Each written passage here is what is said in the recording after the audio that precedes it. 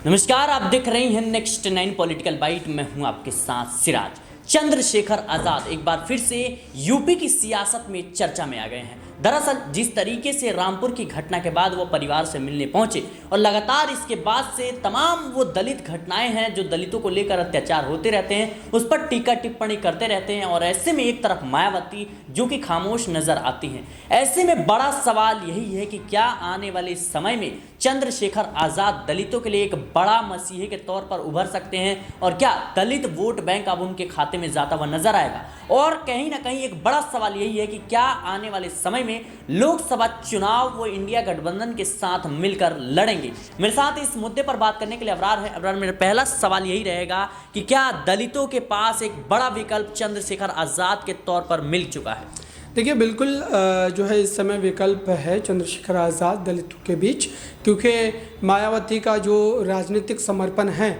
वो बतलाता है कि आखिरकार प्रदेश की राजनीति में अगर आप सत्ता पक्ष के खिलाफ आवाज़ नहीं बुलंद कर पा रहे तो क्या आपने अपने ज़मीर को बेच दिया है? क्या आप सौदेबाजी कर चुके हैं राजनीतिक तौर पर? ये एक बड़ा प्रश्न है। अगर उस दबे कुचले तबके की राजनीति को लेकर लगातार आप आगे बढ़ रहे थे तो आप आज आखिरकार खामोश क्यों हैं?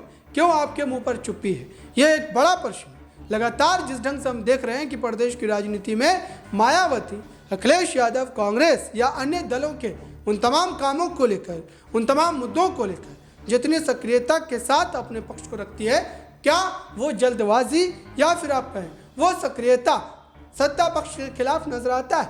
दूर दूर तक नजर नहीं आता। और अब तो उनका समाज खुद इस पूरे मामले को लेकर के चिंतन मंथन करने पर मजबूर हो गया है कि आखिरकार मायावती किस मजबूरी के कारण, किस मंसूबे बंदी के तहत ये राजनीतिक खामोशी जो है वो अपनाई हुई है। और साथ ही आने वाले दिनों में समाज इन तमाम बातों के जहन में रख करके कहीं ना कहीं अपने मतों का इस्तेमाल करेगा। और ये बिल्कुल एकदम सटीक बात है, चूँकि प्रदेश की राजनीति में लगातार आप देख रहे हैं कि कई मुद्दों को लेकर उनकी खामोशी खुद उनके समाज के भीतर उनकी कहीं ना कहीं अहमियत को घटा रही है, उनकी आप कह सकते हैं कि वैल्यू को कहीं ना कहीं कम कर रही है। और ये बात मायावती जानती है। अब मजबूरी क्या है ये बात बताने की ज़रूरत नहीं है। समाज और साथ ही जनता चालाक है, पढ़ती है, जानती है, सुनती है। और इस समय क्या स्थिति है ये आप जो दर्शक आपके देख रहे हैं वो पूरी बात को समझ रहे होंगे मायावती की क्या मजबूरी हो सकती है।